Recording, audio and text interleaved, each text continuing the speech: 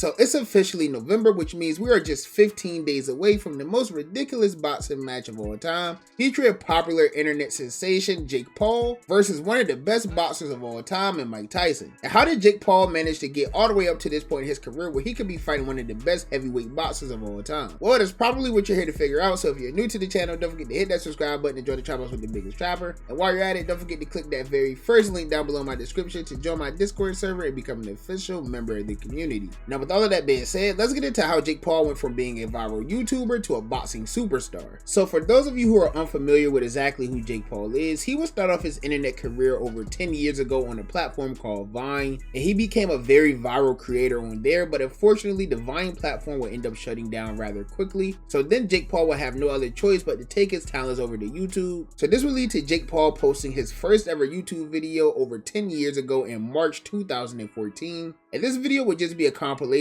of all Jake Paul's viral vines that he had. He would start posting a more modern style of YouTube content with things like pranks and daily vlogs. And Jake Paul will find some real success posting these daily vlogs on YouTube, and he continued doing this for an extended period of time. And then he would briefly switch over to doing more skits type of content because, as you guys know, skits have always been very popular on the internet. And it seems like Jake Paul was just finding any video format that he could find to continue going viral on YouTube. So Jake Paul would continue to do these skits and vlogs on his YouTube channels for the next couple of years, and over this time he would see some real success, becoming one of the biggest creators on YouTube. But being an internet sensation wasn't the only career path that Jake Paul had early into his career. Some of you actually might not know Jake Paul for YouTube at all. Some of you may actually know him for his role as Dirk Man on Disney Channel's Bizaardvark. For those of you that don't know, Jake Paul actually did have a brief history in acting, and in 2016 he would make his official acting debut in a Disney Channel series titled Bizaardvark. And this show would continue on Disney Channel for about 3 years, but unfortunately for Jake Paul, he did not make it this far into the show at all. Jake Paul only worked on this show for about 18 months out of the running 3 years that it had, but Disney Channel would eventually cut ties with Jake Paul because of all of the reported antics that he had going on. Jake Paul would reportedly get into a lot of conflict with his neighbors in Los Angeles due to all of the antics that was going on outside of his household, such as setting bonfires in an empty pool, having legit dirt bike races in his neighborhood, and even having tons of screaming fans showing up to his house every day. He was basically the world's worst neighbor, so of course the other homeowners in the area would start complaining about this. We used to be a really nice, quiet street, and now we're just this like war zone. We're families here, and we're more than happy to have them live here if they're respectful of their neighbors, but they're not. And there were so many complaints coming in about Jake Paul and what he was doing at his house that local news reporters would show up outside of his house and request an interview to ask him what was going on. And instead of just asking the news reporters questions, he began to get very animated, jumping on top of the news van and shouting out like, "What are those?" talking about the reporter's shoes, and just a whole bunch of crazy antics like that. Jake, I wouldn't do that. I wouldn't crawl up there. Why? Okay, I just wouldn't do that. A lot of the neighbors are complaining. They're very upset. No, why? They say that you've created a living hell out here, that it's like a circus. Yeah, it is. All the fans. I mean, but the people like stunts, going to circuses, right? What do you say to the neighbors, though, that are upset? And they're really upset. No, I honestly... Can't beat them, join them. No, I'm honestly, yeah, it's terrible. It's a bad situation. No, I feel bad for them, for sure. There's nothing we could do, though. The Jake Paulers are the strongest army out there. Dab. I have one question for you. Yeah? What are those?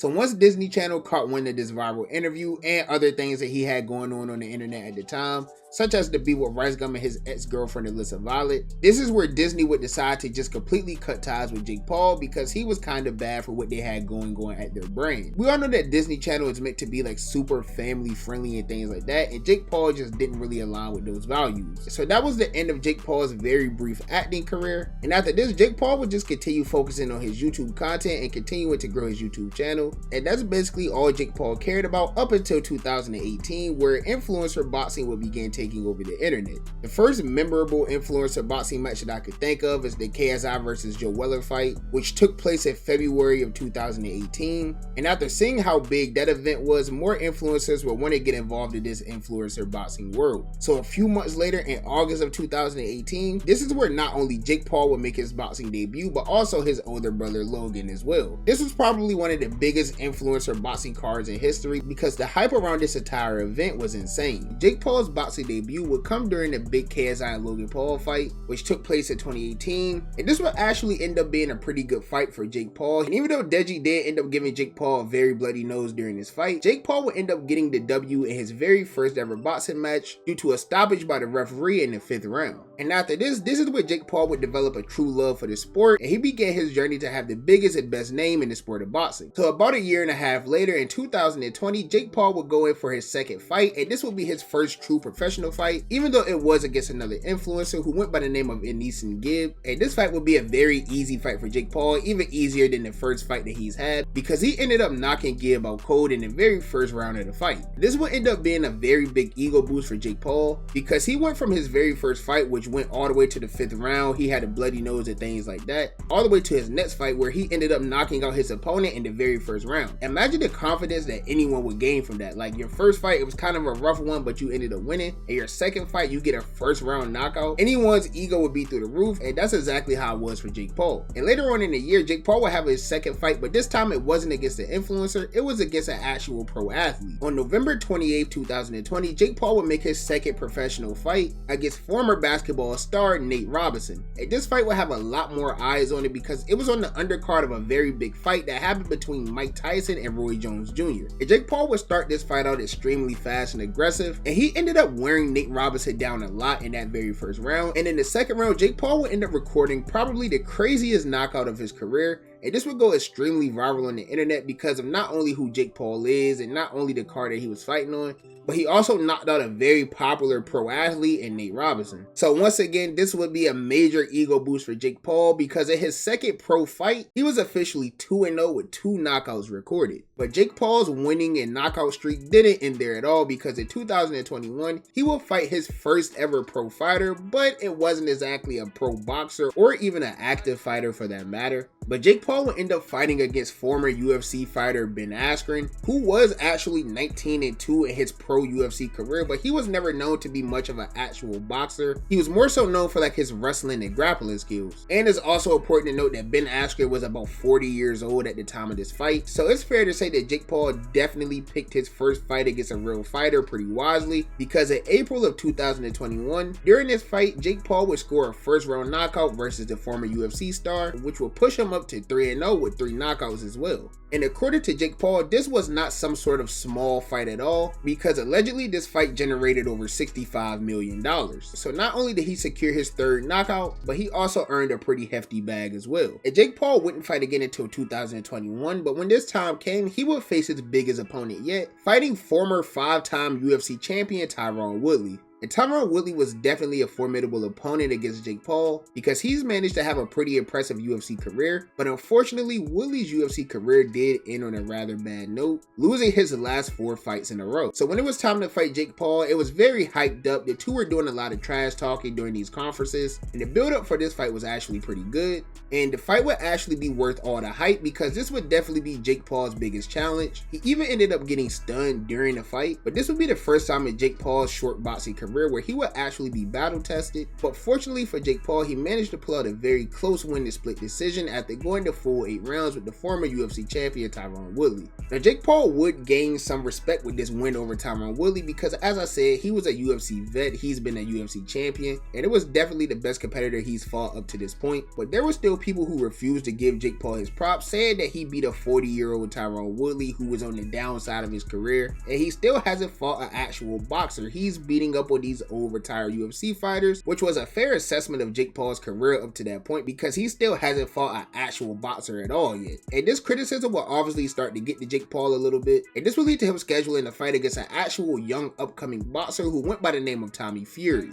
And for those of you who don't know, Tommy Fury is the younger brother of heavyweight champion Tyson Fury, who's one of the best heavyweight boxers that there is in the sport right now. And this fight will start to gain a lot of hype because it seemed like Jake Paul was actually about to fight a real boxer who was young. He wasn't in his 30s, wasn't in his 40s. So everyone thought that we was finally about to see Jake Paul versus some real competition. But unfortunately, everyone would end up being let down because of a last-minute injury that Tommy Fury suffered in training camp. So guys, I'm sure you've all seen and heard the news as to why I'm not fighting on December the 18th now. I contracted a bacterial chest infection which led me go to the gym and just not being able to breathe and coughing up huge amounts of phlegm all the time. Led me to sleepless nights, and 4 weeks passed and we decided to have a sparring session. and I took a little clip to the body, and because my body was so weak due to the virus inside of me, I instantly knew something wasn't right, and I got the results back the same day, and the results uncovered that I had a clean break in my rib. I'm going to insert the picture here so you can see for yourself. It took the doctor and my whole team to really say, listen, you've got a broken rib and multiple fractures here, like you can't fight. So this will lead to Jake Paul scheduling the fight versus Tyron Woodley once again in December of 2021. And this fight definitely would not go the way that Tyron Woodley had hoped, because Jake Paul would end up winning this fight by way of knockout in the 6th round. So at this point in his career, Jake Paul was 5-0, 4 knockouts, and it just seemed like he was beating up on all these professional UFC fighters left and right. And this streak would actually continue on, because in October of 2022, Jake Paul would end up fighting another old retired UFC champion who went by the name of Anderson Silva. And Anderson Silva wasn't just some scrub of an opponent. I mean, he's literally one of the greatest UFC fighters ever. He's had over 34 wins in the UFC, with also having the longest championship reign ever in the sport.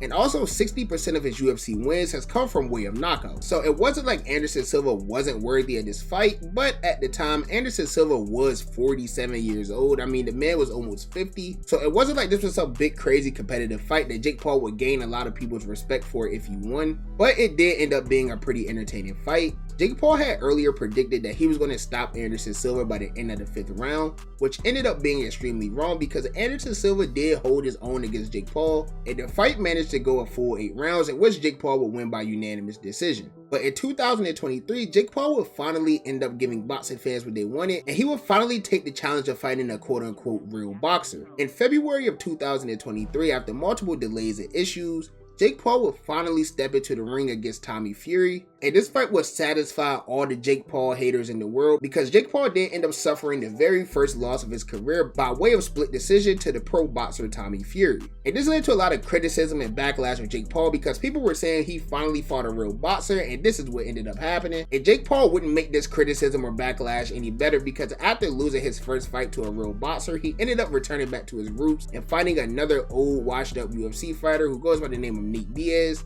And Nate Diaz is a very big name within the world of UFC. Nate Diaz has always been known as a very tough opponent who doesn't go down at all. So on August 5th, 2023, Jake Paul would fight Nate Diaz, and he did end up knocking Nate Diaz down in this fight, which had to be some sort of moral victory, because as I stated earlier in the video, Nate Diaz doesn't really go down to anyone, and he's always been known as someone with a strong chin. So he did eventually get back up from this knockdown, but Jake Paul would still end up winning this fight via split decision, and this would gain a little bit of his momentum back, improving his record to 6-1. And his next 2 fights in 2023 were against actual pro boxers. One was against a fighter named Andre August, and this fight didn't have much build up, but Jake Paul did end up winning in the very first round by way of knockout. And he also fought former Golden Gloves champion Ryan Borland in 2024, who he also managed to beat by TKO. So Jake Paul was fighting a lot of these professional boxers, even though they weren't the best boxers in the world or the best boxers that he could probably fight. He was actually fighting pro boxers and beating them, but this still wouldn't gain him much respect within the world of boxing, which all leads up to the point that we're at now, where Jake Paul would officially announce to the world the biggest fight that he's had in his career, where he was set to box former heavyweight champion Mike Tyson. Now, we all know who Mike Tyson is. He's one of the hardest hitters of all time, and he's very well one of the best boxers the sport has ever seen. But there's a major problem with this, because Mike Tyson is literally pushing 60 years old.